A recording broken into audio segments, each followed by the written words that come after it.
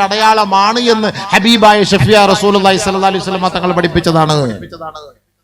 ഇവിടെ സമത്വവാദത്തെ കുറിച്ച് പറയുമ്പോൾ പരിശുദ്ധ ഖുർആൻ പറഞ്ഞതെന്താ? പരിശുദ്ധ ഖുർആൻ പറഞ്ഞതെന്താ? വമൻ യഅമൽ മിനസ്സാലിഹാതി മിൻ ദക്കറിൻ വഉൻസാ വഹുവ മുഅ്മിനുൻ ഫലനുഹ്യിയന്നഹു ഹയാതൻ ത്വയ്യിബാ വലനജ്സിയന്നഹും അജ്റഹും ബിഅഹ്സനി മാ കാനൂ യഅമലൂൻ. പരിശുദ്ധമായ ഖുർആൻ പറയുകയാണ്, ഇസ്ലാം സ്ത്രീകൾക്ക് 3 പദവികളാണ് നിശ്ചയിച്ചിട്ടുള്ളത്. അതിൽ ഒന്ന് എന്ന് പറയുന്നത് പുരുഷനേക്കാൾ സ്ത്രീക്ക് ഇസ്ലാം പദവി നൽകുകയാണ്. 2, സ്ത്രീയും പുരുഷനും സമമാണ്. ഏത് വിഷയത്തിൽ?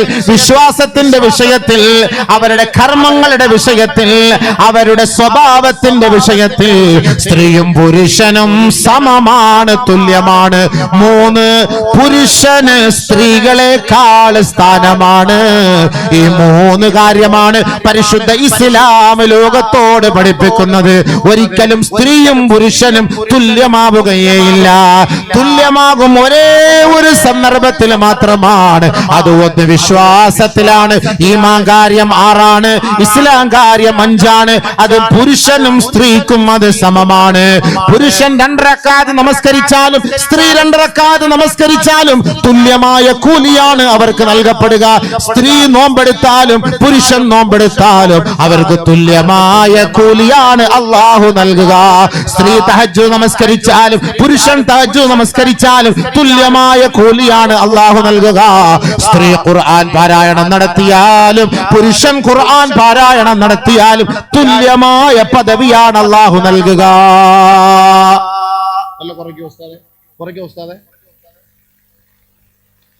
ഒരു സ്ത്രീ നോമ്പ് പിടിച്ചതിന്റെ പേരിൽ അല്ലാഹു തആല അത് പെണ്ണല്ലേ, നമുക്ക് ഫുള്ള് കൊടുക്കണ്ട, ഒരു ഹാഫ് അല്ലെങ്കിൽ ഒരു 1/4 കൊടുക്കാം. ഇത് ഇസ്ലാമിന്റെ നയമല്ല, അത് രാഷ്ട്രീയക്കാരുടെ നയമാണ്. ഒരു കടയിൽ ഒരാണ് ജോലി ചെയ്താൽ 10,000 രൂപ ശമ്പളം, പെണ്ണ് അതേ ജോലി എടുത്താൽ 5,000 6,000 രൂപ ശമ്പളം. ഇത് നീതിയല്ല, ഇത് ഒരിക്കലും ഇത് നീതിയല്ല. ആണായ ഒരു മെക്കാട് പണിയെടുത്താൽ 1000 രൂപ അവന് ശമ്പളം കൊടുക്കും. ഒരു പെണ്ണ് വന്ന് മെക്കാട് പണിയെടുത്താൽ 800 രൂപ ശമ്പളം കൊടുക്കും. ഇത് നീതിയല്ല. അവളെടുക്കുന്ന പണിയല്ലേ അവനെടുക്കുന്നത്. ഇതെവിടെ നീതി? ഒരിക്കലും അത് നീതിയാവൂല. അത് ഇവിടെ ഇസ്ലാം പഠിപ്പിക്കുന്ന നീതി. ഒരു ആണ് നമസ്കരിച്ചാലും പെണ്ണ് നമസ്കരിച്ചാലും തുല്യ നീതിയാണ് അവിടെ. ഫമൻ യഅമൽ മിനസ്സാലിഹാതി മിൻ ദക്കറിൻ വഉൻസാ വഹുവ മുഅ്മിൻ ഫൗലായിക യദ്ഖുലൂനൽ ജന്ന വലാ യുളമൂന നഖീറാ. ആണാകട്ടെ പെണ്ണാകട്ടെ അവരിൽ നന്മയാണോ അവർ ചെയ്യുന്നതെങ്കിൽ തീർച്ചയായും അവരെ സ്വർഗത്തിൽ അല്ലാഹു പ്രവേശിപ്പിക്കുക തന്നെ ചെയ്യും. വലാ യുളമൂന നഖീറാ. അവരോട് ഒരു അണുകിട പോലും അല്ലാഹു അതിക്രമം പ്രവർത്തിക്കുകയേ ഇല്ല. ആണ് ചെയ്താലും പെണ്ണ് ചെയ്താലും നന്മയാണോ അവർ ചെയ്യുന്നത്, അവർക്ക് തുല്യമായ വേതനമാണ് പരിശുദ്ധ ഇസ്ലാം നൽകുന്നത്. മഹദിയായ ഉമ്മു സലമ റളിയല്ലാഹു തആല അൻഹാ നബിയുനാ റസൂലുള്ളാഹി തങ്ങളോട് ചോദിച്ചില്ലേ, നബിയേ, നിങ്ങൾ പുരുഷന്മാർ അള്ളാന്റെ മാർഗത്തിൽ സമരമുഖത്തിൽ പോകുമ്പോ അല്ലാഹു തആല അവർക്ക് ഉയർന്ന പ്രതിഫലം നൽകാറുണ്ടല്ലോ. ഞങ്ങളെ സ്ത്രീകളായി പോയതിന്റെ പേര് അബലകളും ചബലകളുമായി തള്ളപ്പെട്ടിരിക്കുകയല്ലേ. പുരുഷന്മാർക്ക് അല്ലാഹു നൽകുന്ന കൂലി ഞങ്ങൾക്ക് എന്തേ അല്ലാഹു നൽകാത്തത്? ബഹുമാനപ്പെട്ട മഹദിയായ ഉമ്മു സലമ റളിയല്ലാഹു തആല അൻഹാ നബിയുനാ റസൂലുള്ളാഹി തങ്ങളോട് ചോദിച്ചപ്പോ ഹബീബായ തങ്ങൾ പോലും അത്ഭുതത്തോടെ തലകുനിച്ചു പോവുകയാണ്. എന്ത് മറുപടിയാണ് ഞാൻ പറയുക? ഇദാ നസലൽ അമീൻ മലക്ക് ജിബ്രീൽ അലൈഹിസ്സലാം, ജിബ്രീൽ അലൈഹിസ്സലാത്തു വസ്സലാം ഇറങ്ങി വന്നുകൊണ്ട് മഹദിയായ ഉമ്മു സലമ റളിയല്ലാഹു തആല അൻഹയുടെ ചോദ്യത്തിന് ഇതാ മറുപടിയായി ഓതി കൊടുക്കുകയാണ്. കേട്ടോ, ഇന്നൽ മുസ്ലിമീന വൽ മുസ്ലിമാത്ത് والمؤمنين والمؤمنات والقانتين والقانتات والصادقين والصادقات والصابرين والصابرات والخاشعين والخاشعات والصابرين والصابرات والصائمين والصائمات والصابرين والصابرات والذاكرين الله كثيرا والذاكرات أعد الله لهم مغفرة وأجرا عظيما. മുസ്ലിമായ ആണായാലും മുസ്ലിമത്തായ പെണ്ണായാലും വിശ്വാസിയായ ആണായാലും വിശ്വാസിനിയായ പെണ്ണായാലും നോമ്പ് പിടിച്ച ആണായാലും നോമ്പ് പിടിച്ച പെണ്ണായാലും നാം അല്ലാഹുവിനെ അനുസരിക്കുന്ന ആണായാലും അനുസരിക്കുന്ന പെണ്ണായാലും വിക്രി ചെയ്യുന്ന ആണായാലും വിക്രി ചെയ്യുന്ന പെണ്ണായാലും അല്ലാഹുവിനെ സ്മരിക്കുന്നവരാരാണോ അവർക്ക് ഉന്നതമായ പ്രതിഫലമാണ് അല്ലാഹു തആല ഒരുക്കി വച്ചിരിക്കുന്നത് എന്ന് ആണിനും പെണ്ണിനും സമത്വത്തിന്റെ ആയത്തിതാ ഇറക്കുകയാണ്. ഉമ്മു സലമയ്ക്കും പെണ്ണുങ്ങൾക്ക് സന്തോഷമായി. അൽഹംദുലില്ലാ, സന്തോഷമായി. ആണുങ്ങൾക്ക് കിട്ടുന്ന അതേ പ്രതിഫലം പെണ്ണുങ്ങൾക്ക് കിട്ടും. ആണുങ്ങൾ പെണ്ണിൽ വീട്ടിൽ ജമാഅത്തായിട്ട് പള്ളിയിൽ ജമാഅത്ത് നിസ്കരിക്കുമ്പോൾ പെണ്ണുങ്ങളെ വീട്ടിൽ നിസ്കരിച്ചാൽ അതിന്റെ കൂലി അവർക്കും കിട്ടും, പേടിക്കണ്ട. പോരെ, ആഹത്തായിട്ട് ചെയ്താൽ പോരെ. ഇദാ സല്ലത്ത് ഖംസഹാ വസാമത്ത് ശഹ്റഹാ വഅതാഅത്ത് ബഅലഹാ ഫൽതദ്ഖുൽ മിൻ അയ്യി അബ്വാബിൻ മിനൽ ജന്ന കമാ ഖാല അലൈഹിസ്സലാം. പെണ്ണെ, നീ ഇറങ്ങിപ്പോയി പള്ളിയിൽ നിസ്കരിക്കണമെന്ന് ധൃതി കൂട്ടേണ്ടതില്ല. നീ നിന്റെ ഭർത്താവിന് സേവ ചെയ്ത് നീ കൃത്യമായി നമസ്കരിച്ച് നോമ്പെടുത്തിട്ട് ഭർത്താവിനെ അനുസരിച്ച് വീട്ടിൽ കഴിഞ്ഞുകൂടിയാൽ നീ ഇഷ്ടപ്പെടുന്ന വാതിലിലൂടെ സ്വർഗത്തിൽ കടക്കാം. പോരെ, നമ്മൾ സ്വർഗത്തിൽ പോകാനാണല്ലോ ഈ പണിയെടുക്കുന്നത്. അപ്പൊ നമുക്ക് എളുപ്പം എന്നുള്ള വഴിയിലൂടെ സ്വർഗത്തിൽ പോകാൻ പറ്റിയ അതല്ലേ നല്ലത്. അതുകൊണ്ട് ഇവിടെ സമത്വം എന്ന് പറഞ്ഞത് ഇബാദത്ത് കൂലി അള്ളാഹു നൽകുന്ന വിഷയത്തിൽ സെയിം ഒരു നിലയ്ക്കും അള്ളാഹു സുബ്ഹാനഹു വ തആല അവിടെ ഒരു കുറവും വരുത്തുന്നേയില്ല. സ്ത്രീ പുരുഷനേക്കാൾ അള്ളാഹു സുബ്ഹാനഹു വ തആല പുരുഷനേക്കാൾ സ്ത്രീക്ക് അള്ളാഹു തആല ഇസ്ലാം സ്ഥാനം നൽകുന്നു. പുരുഷനേക്കാൾ സ്ത്രീക്ക് അള്ളാഹു തആല ഇസ്ലാം അവിടെ സ്ഥാനം നൽകുന്നു. എങ്ങനെ നൽകുന്നു? ഉമ്മ ആണിലും പെണ്ണിലും വെച്ച് ഏറ്റവും കൂടുതൽ ഇസ്ലാം നൽകുന്ന സ്ഥാനം ഉമ്മക്കാണ്. ഖുർആൻ പരിശോധിച്ച് നോക്കിയാൽ ആണ് വാപ്പാടെ ഉമ്മാടെയും കാര്യം പറയുന്ന കൂട്ടത്തിൽ ഉമ്മാടെ കാര്യമാണ് അവിടെ മുന്തിച്ച് പറയുന്നത്. ഹമലതുഹു ഉമ്മുഹു വഹ്നൻ അലാ വഹ്ൻ വഫിസാലുഹു ഫിയാമൈൻ അനിഷ്കുർ ലീ വലിവാലിദൈക് ووصينا الإنسان بوالديه إحسانا حملته أمه كرها ووضعته كرها وحمله وفصاله 30 شهرا. ഉമ്മ ക്ഷീണത്തിന്റെ മേല് ക്ഷീണം സഹിച്ച് കഷ്ടത്തിന്റെ മേല് കഷ്ടം സഹിച്ചല്ലേ നിന്നെ നൊന്ത് പ്രസവിച്ചത്, നിന്നെ ഗർഭം ചുമന്നത്, നിനക്ക് മുലയൂട്ടിയത്. ഈ 3 കാര്യം വാപ്പയിലില്ല. ഒന്ന് ഹംല്, ഗർഭം ചുമക്കുക. 2 വിലാദത്ത്, പ്രസവിക്കുക. 3 ഇർലാഅ്, മുല കൊടുക്കുക. ഇത് 3 വാപ്പായെ കൊണ്ട് സാധിക്കൂല. സാധിക്കുമോ? പിന്നെ എങ്ങനെ ജെൻഡർ ന്യൂട്രാലിറ്റി ആവും? പിന്നെ എങ്ങനെ യോജിക്കാൻ പറ്റുമോ? മനസ്സിലാക്കണം. ഇത് 3 നമുക്ക് ഭർത്താവിന്റെ പണിയല്ലേ. പിന്നെ ഒരു 6 മാസം ഇക്ക നിങ്ങൾ ഗർഭം ചുമക്കി, ഒരു 4 മാസം അല്ലെങ്കിൽ 3 മാസം ഞാൻ ചുമക്കാം.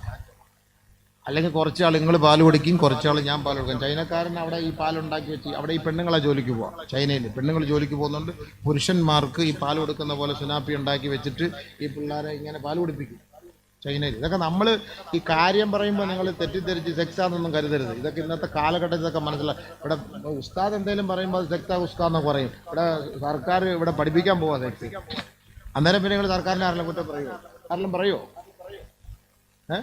അത് പരിശുദ്ധമായ ദീന നമ്മൾ ഈ പറയുന്നത്. ഖുർആനും ഹദീസും വെച്ചിട്ട് നമ്മൾ പറയാണ്. ഇത് നമ്മൾ ഇന്നത്തെ കാലത്ത് മനസ്സിലാക്കാൻ വേണ്ടി പറയാണ്. ഇത് സെക്സ് ഒന്നുമല്ല, ചിന്തിക്കാൻ വേണ്ടി പറയാണ്. മനസ്സിലാക്കണം. എന്നാൽ അതിനെക്കാട്ടിലും കേടുകെട്ട നിലയിലാണ് ഇപ്പം ആ പാഠ്യ പദ്ധതിയൊക്കെ നമ്മൾ നോക്കിയാൽ അതിൻ്റെ 40ാമത്തെ അധ്യായത്തിൽ കാണാൻ പോകുന്നതെന്ന് പറഞ്ഞാൽ മെൻസസ് ആയ ഒരു സ്ത്രീയുമായിട്ട് ശാരീരികമായി ബന്ധപ്പെടുന്നതിന് കുഴപ്പമില്ല.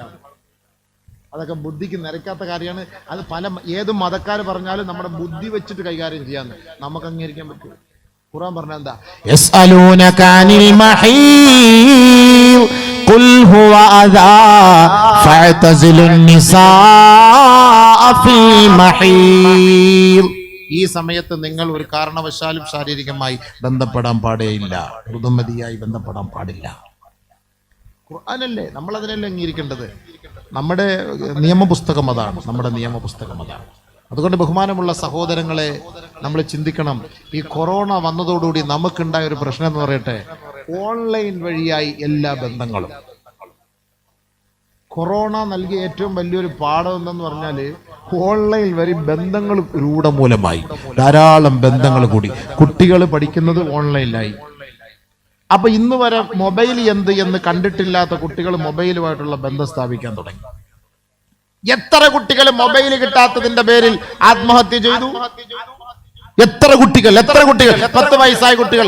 ഇന്ന് നോക്കിക്കോ, അങ്ങനെ ആ മൊബൈലിൽ ആ കുട്ടികൾക്കൊരു ശീലം വന്നപ്പോ ഇന്ന് മക്കൾ വീട് വിട്ട് പുറത്തു പോകാൻ ആഗ്രഹിക്കുന്നില്ല. വാപ്പായ്ക്ക് എവിടെയും പോണോ, പോയിക്കോ, ആ മൊബൈൽ ഞാൻ. ഉമ്മാക്ക് എളുപ്പമായി, ഇവളുടെ ശല്യത്തിൽ നിന്ന് ഒഴിവാകാൻ വേണ്ടി ഒരു മൊബൈൽ അങ്ങോട്ട് കൊടുക്കും. ഇപ്പൊ ഇഷ്ടം പോലെ 2-3 മൊബൈൽ ഉണ്ടല്ലോ. ആൾക്കാർക്ക് ഇഷ്ടാനുസരിച്ച് എന്ത് ചെയ്യാം. ഇപ്പം ഫ്രീ ആയിട്ട് എന്താ പറഞ്ഞ 0% ഇൻട്രസ്റ്റ് എന്നും പറഞ്ഞിട്ട് ഒരിക്കലും അങ്ങനെ നിങ്ങൾ വിശ്വസിക്കേ വേണ്ട. ഇൻട്രസ്റ്റ് ഇല്ലാതെ ഒരിക്കലും ഒരു മൊബൈലും കിട്ടൂല കേട്ടോ. അങ്ങനെ ആരും ധരിക്കുകയേ വേണ്ട. അതിൻ്റെ ഫുൾ ഡീറ്റെയിൽസ് നിങ്ങളെടുത്ത് വായിച്ചു നോക്ക്. ബാങ്കുമായിട്ട് കണക്ഷനാണ്. ആ ബാങ്കിൻ്റെ കണക്ഷൻ വെച്ച് നോക്കുമ്പോൾ അത് ഇൻട്രസ്റ്റ് തന്നെയാണ്. അത് പഠിക്കണം. നമ്മൾ വിചാരിക്കുന്നത് പലിശയൊന്നും ഇല്ലല്ലോ ഉസ്താദേ, പലിശ തന്നെ ഉണ്ട്. അത് പഠിക്കാത്തതുകൊണ്ടാണ് 0 ഇൻട്രസ്റ്റ്. നിങ്ങളെന്താ പിന്നെ യത്തീമായ മക്കളെ നിങ്ങൾക്ക് ഫ്രീ ആയിട്ട് അവർ തരാൻ? ഇതൊക്കെ നമ്മളെ പറ്റിക്കല്ലേ അബീബേ. നമ്മളെല്ലാം ആരാണ്? വെറും വിഡ്ഢികളല്ലേ. നമ്മളെ പറ്റിക്കല്ലേ ഈ ലോകം മൊത്തം, നമ്മളെ മുഴുവൻ. ഈ കൊറോണ എന്ന് പറഞ്ഞാൽ നമ്മളെ പറ്റിച്ച് എത്ര പൈസ കിട്ടിയേ? എത്ര പേര് സമ്പന്നരായി? കേവലം 2 രൂപ 1.5 രൂപയ്ക്ക് ആർക്കും വേണ്ടാത്ത മാസ്ക് വെച്ച് കോടിക്കണക്കിന് വിറ്റ് കാശ് എത്ര ഉണ്ടാക്കി? സാനിറ്റൈസർ ആർക്കും വേണ്ടാത്ത സാധനമാണ്. എത്ര പേര് കാശുണ്ടാക്കി? പരിശുദ്ധ ഇസ്ലാം പഠിപ്പിച്ചെന്താ? നിങ്ങൾ നമസ്കരിക്കുമ്പോൾ ഒളുവെടുക്കണം, ഭക്ഷണം കഴിക്കുമ്പോൾ ഒളുവെടുക്കണം, നേരം വെളുക്കുമ്പോൾ എഴുന്നേറ്റ ഉറക്കൽ നിന്ന് രാത്രി നിങ്ങൾ എഴുന്നേറ്റ ഉടനെ രാത്രി നിങ്ങൾ എഴുന്നേറ്റാൽ നിങ്ങൾ പല്ല് തേക്കണം. നിങ്ങൾ മുഖവും മുൻകൈയും കഴുകാതെ കണ്ട് പാത്രത്തിൽ കൈയിടരുത്, ഒളുവെടുക്കുന്ന വെള്ളത്തിൽ കൈയിടരുത്. നബിയുനാ റസൂലുള്ളാഹി.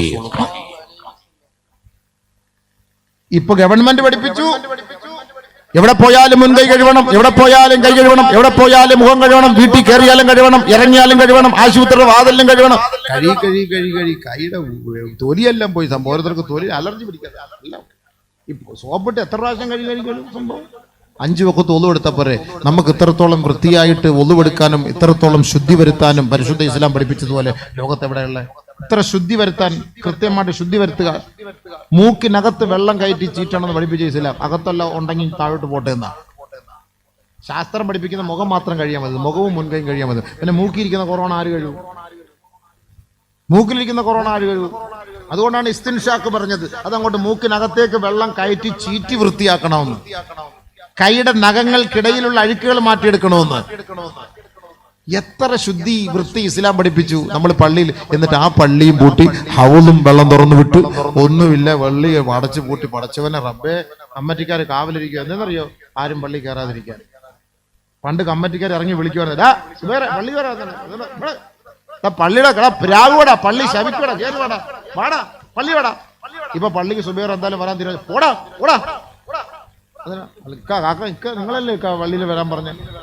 ഇക്ക പള്ളി വരാൻ പറഞ്ഞിട്ട് ഇപ്പൊ ഇക്ക എന്താ ഓടിച്ചു വിടുന്നത്? പക്ഷേ കൊറോണ പോടാ, നിക്കടാ, ഇപ്പൊ പോലീസ് 1000 രൂപ പോടാ, പള്ളിയിൽ നിൽക്കണ്ട. സെക്രട്ടറി അപ്പുറത്ത്, പ്രസിഡന്റ് ഇപ്പുറത്ത്, നടുക്ക് ഗേറ്റ്. അല്ലെങ്കിൽ സെക്രട്ടറി പ്രസിഡന്റ് 1000 രൂപ കൊടുക്കണം. സെക്രട്ടറി പ്രസിഡന്റ് 1000 രൂപ കൊടുക്കണം. പള്ളിയിലോട്ട് ഇങ്ങോട്ട് വിളിച്ചിട്ട് വരാത്ത മഹയന്മാര് പള്ളിക്ക് വരാൻ തീരുമാനിച്ചപ്പോ ആ വിളിച്ചവർ തന്നെ ഓടിച്ചിടാം. ഓടിക്കൊള്ളാമില്ലാതെ തിരുവനന്തപുരത്ത് കൊല്ലം വരെ യാത്രയിൽ മൂത്രമൊഴിക്കാൻ പള്ളി കയറാൻ നോക്കിയിട്ട് എല്ലാം പൂട്ടിയിട്ടേക്ക്. ഒരു രക്ഷയില്ല. മാസ്ക് ഇല്ലാതെ മൂത്രമൊഴിക്കാൻ പറ്റൂല. മൂത്രമൊഴിക്കാൻ മാസ്ക് കൊണ്ടുള്ള കാര്യം നമ്മൾ അന്നേരം അറിയുന്നത്. മൂത്രമൊഴിക്കാൻ മാസ്ക് വേണം പോലും. എന്തോ ഒരു അവസ്ഥയാണ് ഇല്ലേ. എന്തായാലും റാഹത്തായി. കമ്മിറ്റിക്കാർക്കൊക്കെ സുഖമായി, കാരണം നിസ്കാരം ഇല്ലാത്തതുകൊണ്ടേ പള്ളി കൂടെ പൂട്ടിയിട്ടുണ്ട്. അവർക്ക് റാഹത്തായി. കാര്യം പറയല്ല കേട്ടാ. അവർക്ക് റാഹത്തായി. സെക്രട്ടറി ദേഷ്യപ്പെടല്ലേ, നിങ്ങളുടെ കാര്യമല്ല ഇത്, വേറെ ഒരുപാട് കൗമുകളുണ്ട്. അപ്പൊ അവർക്ക് റാഹത്തായി. പള്ളിയിൽ എത്ര പേര് ജുമാ തുടങ്ങിയിട്ട് ഇവർക്ക് ജുമാ തുടങ്ങാൻ വയ്യ, തുടങ്ങണ്ടെന്നാ പറയുന്നത്. എന്നാലോ കൊറോണ നൽകിയ പാഠം കേട്ടോ. നബിയുനാ റസൂലുള്ളാഹി തങ്ങൾ പറഞ്ഞത് എന്താ? ഇദാ ഹസബഹു അംറുൽ ഫസ്അ ഇലസ്സലാ. നബിയുനാ റസൂലുള്ളാഹി തങ്ങൾക്കോ മദീനയിലോ ആ നാട്ടിലോ ഒരു പ്രശ്നം വന്നാൽ, ഒരു ബുദ്ധിമുട്ട് വന്നാൽ, ഒരു പ്രയാസം വന്നാൽ, ഒരു ദാരിദ്ര്യം വന്നാൽ, ഒരു മാരകമായ രോഗം വന്നാൽ, ഹബീബുനാ റസൂലുള്ളാഹി തങ്ങൾ മക്കളോട്, കുടുംബക്കാരോട്, നാട്ടുകാരോട്, സഹാബത്തിനോടും പറയും, അമറഹും ബിസ്സലാ അമറഹും ബിസ്സലാ സല്ലൂ സല്ലൂ സല്ലൂ ഇദാ സാബത്തുഹും ഫാഖത്തുൻ. അവർക്ക് കഞ്ഞി കുടിക്കാൻ വഴിയില്ലാതെ വന്നാൽ, അവർക്ക് ഭക്ഷണം കിട്ടാതെ വന്നാൽ, അവർ ദാഹത്തിലും പരവേശത്തിലുമായി പോയാൽ അവരെല്ലാവരും നേരെ സഹാബാക്കളോട് പറയും, അമറഹും സല്ലൂ, നിങ്ങൾ നമസ്കരിക്കണേ, നമസ്കരിക്കണേ. നമസ്കാരത്തിലൂടെ ഏത് മാരക രോഗങ്ങളെയും അല്ലാഹു ഒഴിവാക്കി തരും, ഏത് കടങ്ങളും അല്ലാഹു വീട്ടിത്തരും, ഏത് ഇടങ്ങേറും മുസീബത്തുകളും അല്ലാഹു ഉയർത്തിക്കളയും. അതുകൊണ്ട് അല്ലാഹുവിന്റെ റസൂൽ പഠിപ്പിച്ചത്, ഏത് പ്രയാസങ്ങൾ വന്നാലും അമറഹും ബിസ്സലാ, നമസ്കരിക്കാനാണ് അല്ലാഹുവിന്റെ റസൂൽ സഹാബത്തിനെയും തന്റെ കുടുംബിനികളെയും കൽപ്പിച്ചത്. നമസ്കരിക്കും, നമസ്കരിക്കും, നമസ്കരിക്കും. ഇന്ന് നമ്മള് നിസ്കരിക്കാൻ വരരുത്, നിസ്കരിക്കാൻ വരരുത്, കൊറോണ കൊറോണ, നിസ്കരിക്കാൻ വരരുത്, corona go, corona go, go corona go, go corona. നിസ്കരിക്കാൻ വരരുതെന്നായി. അള്ളാന്റെ റസൂൽ പറഞ്ഞ എന്താ? ഈ ഇടങ്ങേറ് വന്ന നിസ്കരിക്കണം. സൂര്യഗ്രഹണം സംഭവിച്ചാൽ നബി തങ്ങൾ പള്ളിയിൽ പോയിട്ട് സുജൂദിൽ കിടക്കും. അവിടെ ക്ലിയറായി മാറുന്നത് വരെ സുജൂദിൽ കിടക്കും. അങ്ങനെ ദുആ ചെയ്യും. എഴുന്നേൽക്കുമ്പോൾ റാഹത്തായി, ശാന്തിയായി.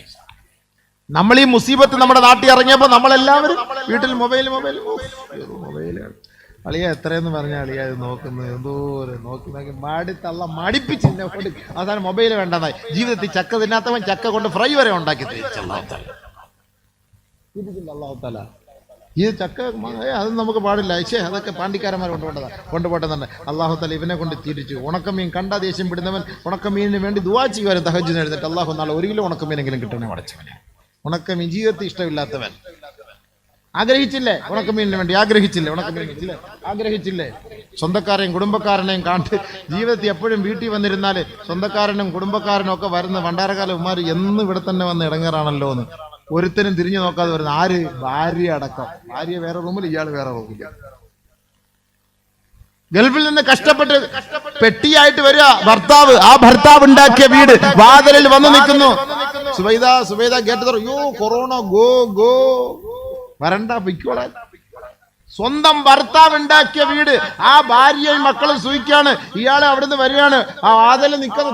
തുറക്ക് സുബൈദ, ഗേറ്റോറ. ഇക്ക, എന്റെ പൊന്നിക്ക, കേരളിക്ക, നിങ്ങൾ അവിടെ നിന്ന് വന്നല്ലേ, അവിടെ നിന്നെല്ലാം കൊറോണ ആയിട്ട് വന്നാൽ ദയവേദ അങ്ങ് പൊയ്ക്കോ ഇക്ക. നിങ്ങൾ എവിടെയെല്ലാം പോയി വെള്ളത്തിൽ കടന്നിട്ട് 1 മാസം കഴിഞ്ഞ് വന്നാൽ മതി. ഇൻഷാ അല്ലാഹ് മരിച്ചോ ഞാൻ മയ്യത്ത് നിസ്കരിച്ചോളാം, ഇക്ക അങ്ങ് പൊയ്ക്കോളി. പെട്ടിയോ? പെട്ടിക്കാതിരിക്കുന്ന സ്വന്തം നിനക്ക് 5 വളയും കൊണ്ട് അതവിടെ ഇട്ടേ 24 മണിക്കൂർ കഴിയുമ്പോൾ കൊറോണ പറഞ്ഞ എടുത്തോളാം, ഇക്ക അങ്ങ് പൊയ്ക്കോ.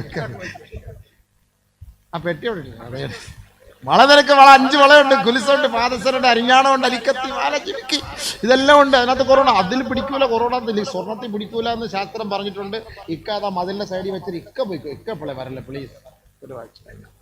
സ്വന്തം ഭർത്താവിനെ ഓടിച്ചുവിട്ടില്ലേ? നമ്മൾ കണ്ടതല്ലേ ഇതൊക്കെ? കണ്ടല്ലേ? ഞാൻ വെറുതെ പറയണോ? ഇല്ല ഉസ്താദേ. എന്താ ഒരു ഭാര്യയും ഭർത്താവും തമ്മിലുള്ള ബന്ധം? എന്ത് ബന്ധമായത്? എന്ത് സ്നേഹമായത്? ഇതായിരുന്നോ ഭർത്താവ്? എന്നാൽ എന്റെ മടിയിൽ കിടന്ന് നീ മരിച്ചു, അതാണ് എന്റെ ഇഷ്ടം. മരിച്ചാൽ നമുക്ക് 2 പേർക്കും മരിക്കാം. അതല്ലേ ചിന്തിക്കേണ്ടത്? അതല്ലേ ഒരു ഭാര്യ ഭർത്തൃ ബന്ധം? അതല്ലേ ചിന്തിക്കേണ്ടത്? എത്ര വലിയ മാരകമായ രോഗങ്ങളെല്ലാം ലോകത്തുണ്ടായിട്ടുണ്ട്. എല്ലാവരും വിട്ടിട്ട് പോയോ? ഈ സമയത്തല്ലേ ഒരു രോഗം വരുമ്പോഴല്ലേ നമ്മൾ നമ്മുടെ ഭർത്താവിനെ നമ്മൾ പരിചരിക്കേണ്ടത്? ഭാര്യയായ ആയിഷ റളിയല്ലാഹു തആല അൻഹ ഏറ്റവും വലിയ അനുഗ്രഹമായി പറഞ്ഞ ഒരു വാക്കെന്താണ് സഹോദരങ്ങളെ? ഇന്ന മിൻ നിഅമില്ലാഹി അലയ്യ അന്ന നബിയ സല്ലല്ലാഹു അലൈഹി വസല്ലം തുഫിയ ഫീ ബൈതി. وبين سحري ونحري وجعل ريقي وريقي. മഹദിയായ ആയിഷ റളിയല്ലാഹു തആല അൻഹ പറയുകയാ, അല്ലാഹു എനിക്ക് ചെയ്ത അനുഗ്രഹങ്ങളിൽ ഏറ്റവും വലിയ അനുഗ്രഹം ഏതെന്ന് പറയട്ടെയോ? ആദരവായ ഹബീബായ ഷഫീആയ റസൂലുള്ളാഹി സ്വല്ലല്ലാഹു അലൈഹി വസല്ലമ തങ്ങൾ വഫാത്തായത് എന്റെ നെഞ്ചിൽ കിടന്നിട്ടാണ്. മാത്രമല്ല എന്റെ ഉമിനീരും എന്റെ തുപ്പുനീരും നബി സല്ലല്ലാഹു അലൈഹി വസല്ലമ തങ്ങളുടെ ഉമിനീരും അല്ലാഹു ഒരുമിപ്പിച്ച് യോജിപ്പിച്ചത് എനിക്ക് അല്ലാഹു ചെയ്ത അനുഗ്രഹങ്ങളിൽ ഏറ്റവും വലിയ അനുഗ്രഹമാണ്. കൊറോണയുടെ സമയത്ത് നമ്മളെങ്ങാണ് ഒന്ന് തുമ്മിയാൽ, ഭർത്താവിന്റെ മുന്നിൽ ഭാര്യ തുമ്മിയാൽ, ഭാര്യയുടെ മുന്നിൽ ഭർത്താവ് തുമ്മിയാൽ, ഈ പറയുമ്പം സെക്സാന്ന് പറയരുത്.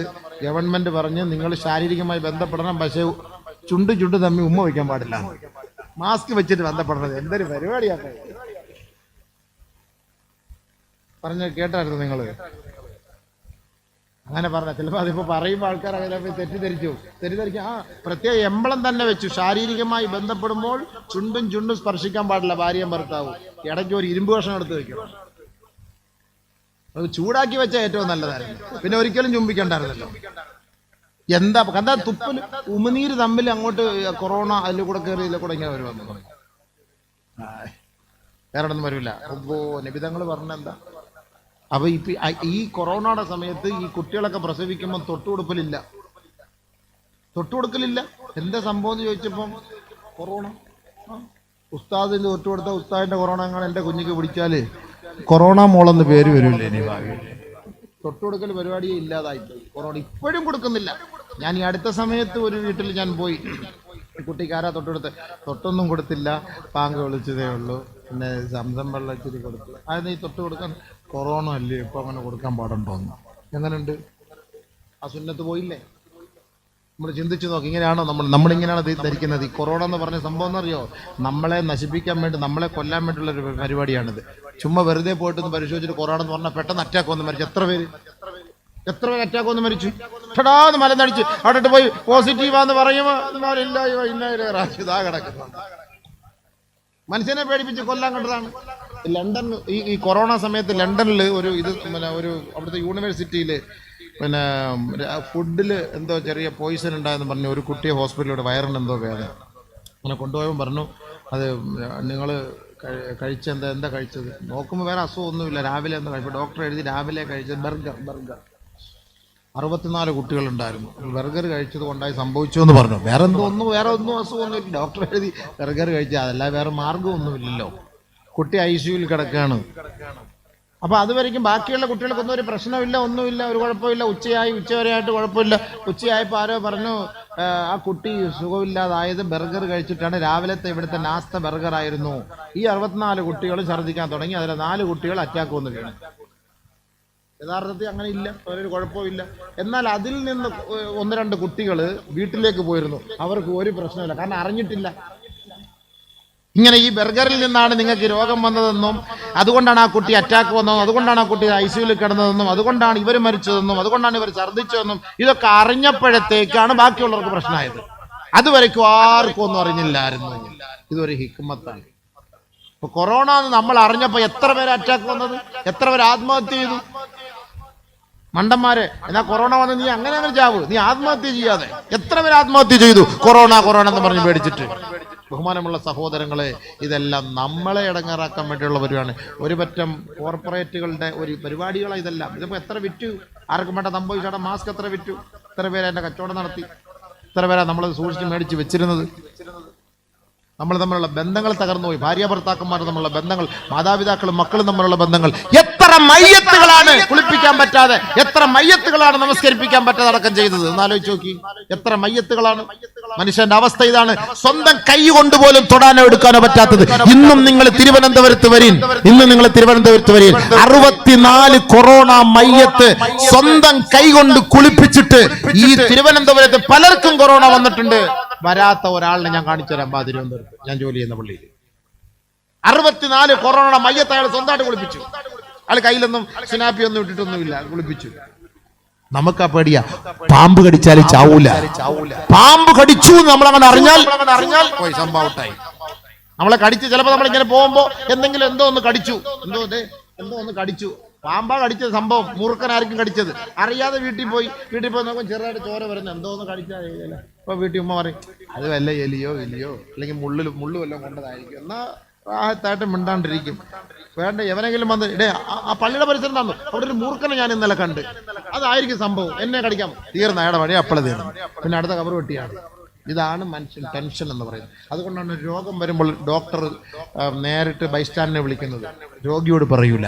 ബൈസ്റ്റാൻഡിനെ വിളിച്ചിട്ട് പറയും ആ മുഴുവൻ പാവം ക്യാൻസറായി പോയി, നിങ്ങൾ ഇനി ആരെങ്കിലൊക്കെ അറിയിക്കണം, അത് ആവശ്യമുള്ളതെല്ലാം കൊടുത്തോളി, അങ്ങനെ അങ്ങ് പോട്ടെ. അദ്ദേഹത്തെ വിളിച്ച് ചോദിച്ചാൽ എന്താ പറഞ്ഞത്? ഇല്ല, അസുഖമൊന്നുമില്ല, ഇഷ്ടമുള്ള ഭക്ഷണം കഴിച്ച് റെസ്റ്റ് എടുക്കാനാണ് വീട്ടിൽ പറഞ്ഞത്. അൽഹംദുലില്ലാഹ്. അയാള് പിന്നെയും 10 വർഷം ജീവിക്കും. എനിക്കറിയാവുന്ന എത്ര സംഭവങ്ങളുണ്ട്. 10 വർഷം പിന്നെയും ജീവിക്കും.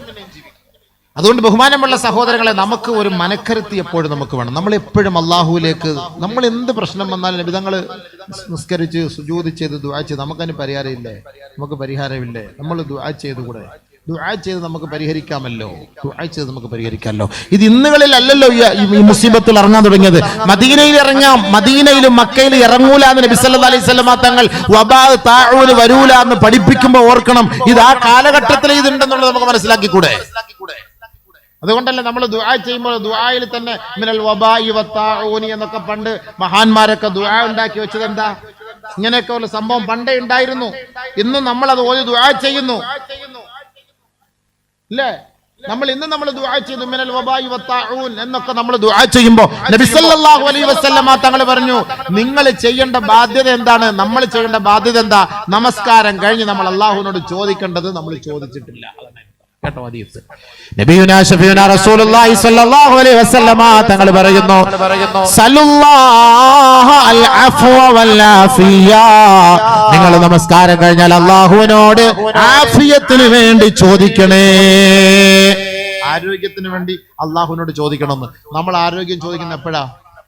ഐസിയില് വാപ്പ കിടക്കുമ്പോ കത്തെഴുതിയിട്ട് പള്ളിയിലെ ഉസ്താദിന്റെ കയ്യിൽ കൊണ്ടുവന്ന് കൊടുക്കും. ഉസ്താദേ, എന്റെ വാപ്പ ഐസിയിലാണ്, ദുആ ചെയ്യണേ ഉസ്താദേ. ഉസ്താദേ, എനിക്ക് ചെറിയൊരു നെഞ്ചുവേദന, ഞാൻ ഓപ്പറേഷന് പോവാണ്, ദുആ ചെയ്യണേ ഉസ്താദേ. ഉസ്താദേ, എന്റെ ശരീരത്തിന് വല്ലാത്ത ഒരു വേദന ഒരിക്കലും മാറുന്നില്ല, ഒന്ന് ദുആ ചെയ്യണേ ഉസ്താദേ. ഒരു രോഗം വരുമ്പോഴാണ് നമ്മൾ ദുആ ചെയ്യുന്നത്. അത് വരുന്നതിന് മുമ്പേ അതിന്റെ മാസ്കാണ്, അതിന്റെ സാനിറ്റൈസറാണ് ദുആ. അതുകൊണ്ടാണ് അല്ലാഹുവിന്റെ റസൂൽ പറഞ്ഞു, നിങ്ങൾ ആരോഗ്യവാനായിരിക്കുമ്പോ, ആരോഗ്യ ദൃഢഗാത്രനായിരിക്കുമ്പോ ശരീരത്തിന്റെ ആരോഗ്യത്തിന് വേണ്ടി അല്ലാഹുവിനോട് പ്രാർത്ഥിക്കണേ. പ്രാർത്ഥിക്കാറുണ്ടോ നമ്മൾ? നിസ്കാരം കഴിഞ്ഞോണ്ട് എന്റെ കടം മാറണേ അല്ലാ, എന്റെ വീടിന്റെ വാലുകാഴ്ച എളുപ്പം നടക്കണേ അല്ലാ, എന്റെ കുട്ടിയുടെ അഡ്മിഷൻ കിട്ടണേ അല്ലാ, എന്റെ മോളെ പരീക്ഷയിൽ ജയിപ്പിക്കണേ അല്ലാ, എന്റെ ഭാര്യയുടെ പ്രസവം എളുപ്പമാക്കണേ അല്ലാ, ഒരു 2 ആൺകുട്ടി ഒരുമിച്ച് തരണേ അല്ലാ, പടച്ചവനെ. ഇതൊക്കെയല്ലേ നമ്മുടെ ദുആ? ചാകര തരണേ അല്ലാ, നല്ല കച്ചവടം തരണേ, ഇതൊക്കെയല്ലേ നമ്മുടെ ദുആ? അല്ലാഹു എന്റെ ശരീരത്തിന് നീ ആഫിയത്ത്, ആരോഗ്യം തരണേ അല്ലാ, എന്റെ ശരീരത്തിന് ആഫിയത്ത് തരണേ അല്ലാ. എത്ര പേര് ദുആ ചെയ്യുന്നുണ്ട്? എന്നാൽ ആദ്യം ചെയ്യേണ്ടത് അതാ. ചെയ്യാറുണ്ടോ? ചിന്തിക്കുന്നില്ല അതിനെക്കുറിച്ച്. എന്നാൽ നബി സല്ലല്ലാഹു അലൈഹി വസല്ലം തങ്ങൾ പറഞ്ഞു, നിങ്ങൾ മുൻകരുതൽ, നിങ്ങളുടെ ശരീരത്തിന്റെ ആരോഗ്യത്തിന് വേണ്ടി നിങ്ങൾ ആദ്യം ദുആ ചെയ്യണം. സല്ലല്ലാഹു അൽ അഫ്വ വൽ ആഫിയ. അല്ലാഹുമ്മ ആഫിനി ഫീ ബദനി, ആഫിനി ഫീ സമഇ, ആഫിനി ഫീ ബസരി, ലാ ഇലാഹ ഇല്ലാ അൻത. അല്ലാഹുവേ, എന്റെ ശരീരത്തിന്, എന്റെ കണ്ണിന്, എന്റെ കാതിന്, എന്റെ അവയവങ്ങൾക്ക് നീ ആഫിയത്ത് നൽകണേ. നീ അല്ലാതെ ആരുമില്ല അല്ലാ, ആഫിയത്ത് നൽകാൻ ആരുമില്ല അല്ലാ. നബിയുനാ റസൂലുള്ളാഹി തങ്ങൾ പഠിപ്പിച്ച ദുആയാണ്, സഹാബാക്കളോട് പഠിപ്പിച്ചു കൊടുത്തതുമാണ്. ഞാനും നിങ്ങളും അത് വിട്ടുപോയതാണ് ഈ രോഗം നമ്മളെ പിടികൂടാൻ കാരണം.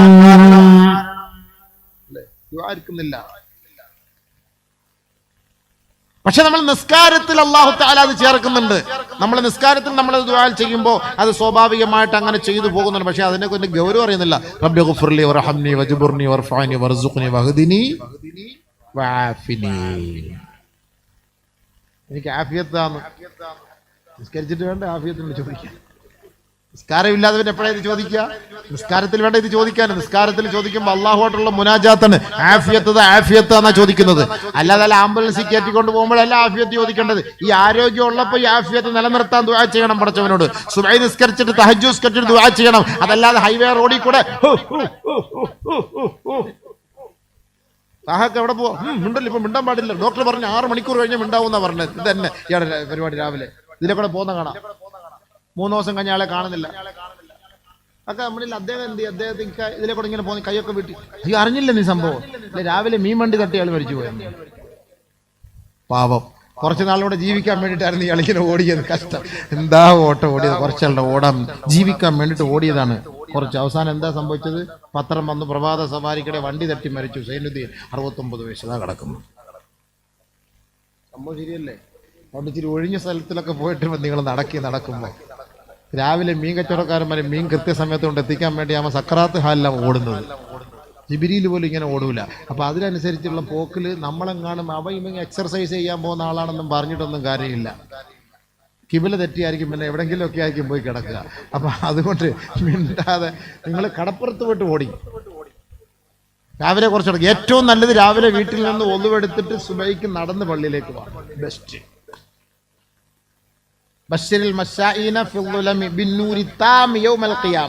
നിങ്ങൾ രാത്രി നിങ്ങൾ നടന്ന് പള്ളിയിലേക്ക് വരുന്നവർക്ക് നാളെ ഏറ്റവും വലിയ പ്രകാശം കൊണ്ട് അവർക്കൊരു സന്തോഷ വാർത്ത അറിയിക്കുന്നു. അത് പള്ളിയിലേക്ക് നിങ്ങൾ ഒന്നുകൊടുത്തിട്ട് വാ. രാവിലെ റഹ്മത്ത്. ഓരോ ചുവട് വെക്കുന്നതോടും 10 നന്മ, 10 തിന്മ ഡിലീറ്റ്, 10 നന്മ ATM-ല്, 10 തിന്മ ഡിലീറ്റ്, 10 തിന്മ ATM-ല്, നന്മ ATM-ല്. ഇങ്ങനെ വരികയാണ് അല്ലാഹു തആല. എത്ര എളുപ്പമുണ്ട്. ഒന്നുവെടുത്തിട്ട് വീട്ടിൽ നിന്ന് വരണം. അവിടെ വീട്ടിൽ ബാത്റൂമിൽ പോകുന്നവരും പള്ളിയില്ല. പെട്ടെന്ന് ചാടി പിടിച്ച് ഇവിടെ വന്നിട്ടാണ് ബാത്റൂം. അപ്പോഴത്തേക്ക് ഇവിടെ എല്ലാം തീർന്നു നിസ്കാരം. അതുകൊണ്ട് നേരത്തെ എഴുന്നേക്കണം. തഹജ്ജുദ് 4:30 എഴുന്നേക്കണം. അരമണിക്കൂർ നേരത്തെ എഴുന്നേക്കണം. എഴുന്നേറ്റ് ഇങ്ങനെ നമ്മുടെ കാര്യങ്ങളൊക്കെ അങ്ങോട്ട് പറയണം. രാത്രി അള്ളാഹുവായിട്ടുള്ള ഒരു മുനാജാത്ത് ഒറ്റയ്ക്ക് നല്ല സുഖമാണ്, റാഹത്താണ്, നല്ല ടേസ്റ്റാണ്. അങ്ങനെ അങ്ങോട്ട് പറ. ആഫിയത്തോണ്ട് ദുആ ചെയ്യ്. പൊട്ടിക്കര സുജൂദിൽ കിടക്ക്. 2 റക്അത്ത് ആജിദ് സ്കെച്ചിൽ പറ. നീ ആഫിയത്തരണേ, നെഞ്ചുവേദന മാറ്റി തരണേ, മുട്ടുവേദന മാറ്റി തരണേ അല്ലാ, നടുവേദന മാറ്റി തരണേ അല്ലാ. പൊട്ടിക്കരഞ്ഞൊന്ന് പറഞ്ഞു നോക്ക്. യാ അയ്യുഹല്ലദീന ആമനു ഇസ്തഈനൂ ബിസ്സബ്രി വസ്സലാഹ് ഇന്നല്ലാഹ മഅസ്സാബിരീൻ. സത്യവിശ്വാസികളെ, നിങ്ങൾ അല്ലാഹുവിനോട് നമസ്കാരത്തിലൂടെ ക്ഷമയോടുകൂടി അല്ലാഹുവിനോട് നിങ്ങൾ സഹായം തേടണേ. തീർച്ചയായും ക്ഷമ അവലംബിക്കുന്നവനോടൊപ്പമാണ് അല്ലാഹു റബ്ബുൽ ഇസ്സത്ത്. അതുകൊണ്ട് തീർച്ചയായും നിങ്ങളുടെ ആരോഗ്യം അവൻ ഏറ്റെടുക്കുന്നവനാണ്. അതുകൊണ്ട് നിങ്ങൾ അല്ലാഹുവിനോട് നമസ്കാരത്തിലൂടെ സഹായം തേടണേ. പരിശുദ്ധ ഖുർആൻ. അതുകൊണ്ടാണ് ഹബീബ റസൂലുള്ളാഹി തങ്ങൾക്ക് വല്ല ബുദ്ധിമുട്ടുകളോ പ്രയാസങ്ങളോ ദാരിദ്ര്യങ്ങളോ കടങ്ങളോ നേരിട്ടാൽ അല്ലാഹുവിന്റെ റസൂല് നേരെ നമസ്കാരത്തിലേക്ക് പ്രവേശിക്കുമത്രേ. അതിലൂടെയാണ് അവരുടെ രക്ഷ, അതിലൂടെ നമുക്ക് സഹായം.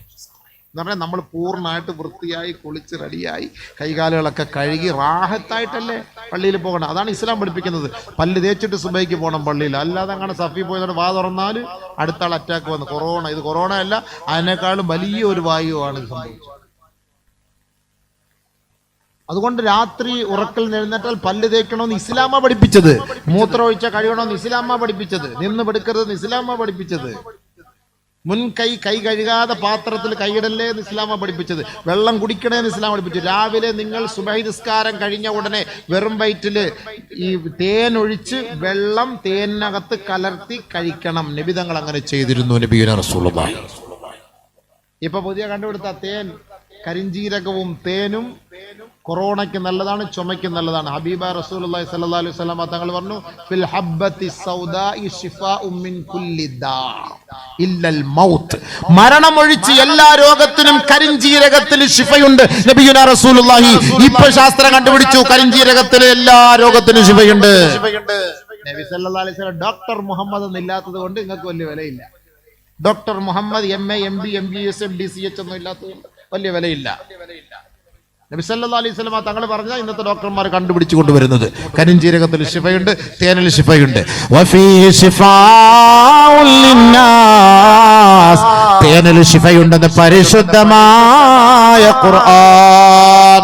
വിശ്വസിച്ചൂടെ? വിശ്വസിച്ചൂടെ? വിശ്വസിച്ചൂടെ? തേന് കഴിക്കും. രാവിലെ നിങ്ങൾ ഒരു സ്പൂണ് തേനെടുത്ത് വെള്ളത്തിൽ ഒഴിച്ചിട്ട് നല്ല ശുദ്ധമായ വെള്ളത്തിൽ കലക്കിയിട്ട് വെറും വയറ്റിൽ കുടിക്കണം. രാവിലെയും രാത്രിയും നിങ്ങൾ കുടിച്ചിട്ട് കിടക്കണം. ഖുർആനും അതീതല്ലേ, വയറ്റിന്റെ രോഗം എല്ലാം മാറിക്കിട്ടും. പരിശുദ്ധ പ്രവാചകൻ പഠിപ്പിക്കാൻ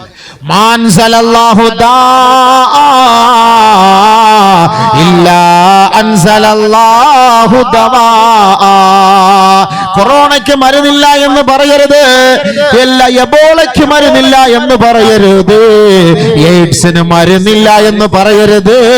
സത്യവിശ്വാസികൾക്ക് അത് അംഗീകരിക്കാൻ കഴിയില്ല. ആദരവായ റസൂലുള്ളാഹി സ്വല്ലല്ലാഹു അലൈഹി വസല്ലമ തങ്ങൾ പറഞ്ഞു, മാ അൻസലല്ലാഹു ദാ,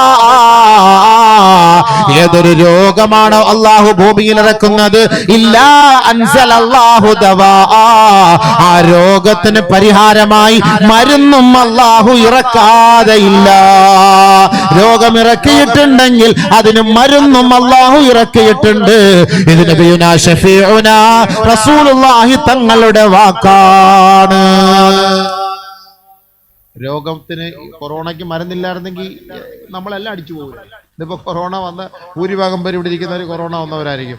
കൊറോണയ്ക്ക് മരുന്നില്ല, നിങ്ങൾ രക്ഷപ്പെടില്ലായിരുന്നെങ്കിൽ ഇപ്പൊ ഇവിടെ ഇരിക്കുമോ? ഇപ്പൊ നിങ്ങൾക്ക് വേണ്ടി ദുആ ഇറക്കേണ്ടി വന്നേനെ. മഗ്ഫിറത്ത് അല്ലാഹുവേ, ആ കൊറോണ പിടിച്ച് മരിച്ച ഞങ്ങളുടെ പുറക്കാട്ടുകാർക്കെല്ലാം നീ ഓർത്തു കൊടുക്കണേ ദുആ ഇരുന്നേ. ഇവിടെ മതപ്രസംഗം നടക്കൂല, കാരണം പ്രസംഗിക്കാൻ കേൾക്കാൻ ആളില്ലല്ലോ. ഷിയാക്കന്മാർ മരിച്ചു പോയി എത്രയോ പേര്. അള്ളാഹു എല്ലാവർക്കും പുറത്തു കൊടുക്കട്ടെ. എല്ലാവർക്കും മഗ്ഫിറത്തും റഹ്മത്തും കൊടുത്ത് അള്ളാഹു അവരുടെ ഖബർ സന്തോഷം കൊടുത്ത ഒരു ശുഹദാക്കളുടെ പട്ടികയിൽ അള്ളാഹു തആല അവരെ ഉയർപ്പെടുത്തുമാർ. ശുഹദാക്കളുടെ നമ്മുടെയൊക്കെ സുഹൃത്തുക്കൾ, ഉസ്താദ്മാർ, വലിയ വലിയ മഹാന്മാർ, പണ്ഡിതന്മാരെല്ലാം മരണപ്പെട്ടു. ശുഹദാക്കളുടെ പട്ടികയിൽ അള്ളാഹു. കാരണം വബാഹ് താഊന് വന്ന് മരണപ്പെട്ടാൽ അവർക്ക് ഷഹീദിന്റെ കൂലിയാണെന്നാണ്. പേടിക്കേണ്ട കാര്യമില്ല, ഷഹീദിന്റെ കൂലിയാണ്. എനിക്ക് തോന്നുന്നു അതുകൊണ്ട് ആരെയും കുളിപ്പിക്കേണ്ടത്. ഷഹീദിങ്ങളെ കുളിപ്പിക്കേണ്ട കാര്യമില്ലല്ലോ, ശുഹദാക്കളെ കുളിപ്പിക്കേണ്ടല്ലോ. അത് ഒരു ഹിക്മത്താണ്. ശുഹദാക്കളെ കുളിപ്പിക്കേണ്ട കാര്യമില്ല, നേരെ കൊണ്ടങ്ങ് അടയ്ക്കാൻ മതി. അപ്പൊ ഇവർ വബാഹ് താഊന് വന്ന് മരണപ്പെട്ട ഒരു ഷഹീദാണ്. അപ്പൊ അങ്ങനത്തെ അവസ്ഥയിൽ ഇവരെയും കൊണ്ടുപോയി അടക്കി മയ്യത്ത് നിസ്കാരം വേണം. നമുക്കും അവർക്ക് നിസ്കരിപ്പിക്കാൻ പറ്റില്ല. ദൂരെയൊക്കെ എത്ര ആംബുലൻസിനെ ആ മയ്യത്ത് നിസ്കരിപ്പിച്ചെന്നറിയാമോ നമ്മള്? ആംബുലൻസ് അവിടെ കൊണ്ട് നിർത്തും, അങ്ങോട്ട് നോക്കി അല്ലാഹു അക്ബർ. ആംബുലൻസിന് എത്ര മയ്യത്ത് നിസ്കരിക്കപ്പെട്ട ആംബുലൻസ് അതിലേക്കൂടെ പോകുന്നത്. കാരണം എങ്ങനെ തൊടാൻ സമ്മതിക്കണ്ട പയ്യന്മാർ, തൊടാനും സമ്മതിക്കില്ലൊന്നുമില്ല. 2 ചാക്ക് ബ്ലീച്ചിങ് പൗഡർ അല്ലേ ഇടുന്ന ഒരു മയ്യത്തിന്റെ മുകളിൽ. കഷ്ടം, പാവം. അപ്പൊ വന്ന് ഇപ്പൊ കൊറോണ പിടിച്ചവൻ അടുത്ത് പോയിരിക്കാം, തടവാം, കുളിപ്പിക്കാം, മൂക്കി കൈയിടാം, മണപ്പിക്കാം, മുത്താം, ചുംബിക്കാം, എല്ലാം ഇപ്പൊ ജായിസായി, ഹലാലായി. ആദ്യം ഇതെല്ലാം ഹറാമായിരുന്നു, ഇതിപ്പോ എല്ലാം ഹലാലായി. ഇപ്പൊ 6 അടി മണ്ണ് മതി, ഇപ്പൊ 10 അടി ഒന്നും വേണ്ട. ഇപ്പൊ ഭർത്താവിനെ ചികിത്സിക്കാം, ഭർത്താവിന് ഭാര്യയ്ക്ക് കൊറോണ വന്നാലും ഭാര്യയ്ക്ക് ഭർത്താവിന് കൊറോണ വന്നാലും ചികിത്സിക്കാൻ കുഴപ്പമില്ല. അന്ന് പാടില്ല. പഠിച്ചവനെ പാവ എത്ര പേരാ മയ്യത്ത് കുളിപ്പിക്കാൻ പോലും പറ്റാതെ ഒരവസ്ഥയെ ഒന്ന് ആലോചിച്ചു. അല്ലാഹു തആല നമ്മളെ കാത്തിരക്ഷിക്കട്ടെ, അള്ളാഹു നമ്മളെ കാത്തിരക്ഷിക്കട്ടെ. പക്ഷെ മനുഷ്യൻ ദുർബലനാണ് എന്നതിൽ നമുക്ക് മനസ്സിലാവണം, അല്ലേ? അല്ലാഹു തആല ഇതിൽ നമുക്ക് നൽകിയ ഒരു പാഠം, മനുഷ്യൻ ദുർബലനാണ് കേട്ടോ, ദുർബലനാണ്.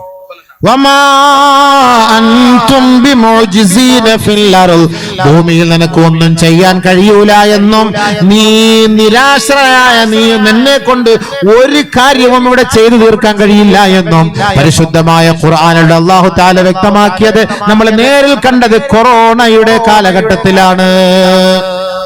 മനുഷ്യൻ ആ മയ്യത്ത് തൊടുന്നില്ല, JCB കൊണ്ടുവന്ന് തള്ളുകയാണ്. എന്നാൽ മനുഷ്യനെ കുറിച്ച് ഖുർആൻ പറഞ്ഞത് എന്താ? വലഖദ് കറംനാ ബനീ ആദം وحملناهم في البر والبحر ورزقناهم من الطيبات وفضلناهم على كثير ممن خلقنا تفضيلا. നബിയുനാ റസൂലുള്ളാഹി സ്വല്ലല്ലാഹു അലൈഹി വസല്ലമ തങ്ങൾ ഒരു വ്യക്തിയെ കാണുകയാണ്. റസൂലുള്ളാഹി സ്വല്ലല്ലാഹു അലൈഹി വസല്ലമ റജുലൻ യതൂഫു ബിൽ കഅബ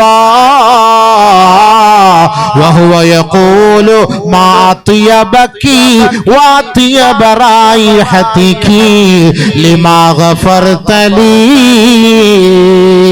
وما أعظمك وأعظم حرمتك لما غفرت لي. ഒരു സാധുവായ സ്വഹാബി ആ കഅബയുടെ ഖില്ല പിടിച്ചിട്ട് പറയുകയാണ്, കഅബേ നിനക്ക് എത്രത്തോളം ഹുർമത്ത് ഹുർമത്താണുള്ളത്. നീ എത്രത്തോളം സുന്ദരിയാണ്, എത്രത്തോളം മണമാണ്, എത്രത്തോളം രസമാണ്, എത്രത്തോളം അനുഗ്രഹിക്കപ്പെട്ടവളാണ് നീ കഅബേ. അതുകൊണ്ട് ഈ കഅബയുടെ ഹുർമത്ത് കൊണ്ട് എനിക്ക് എന്റെ പാപം നീ പൊറുക്കണേ അല്ലാ.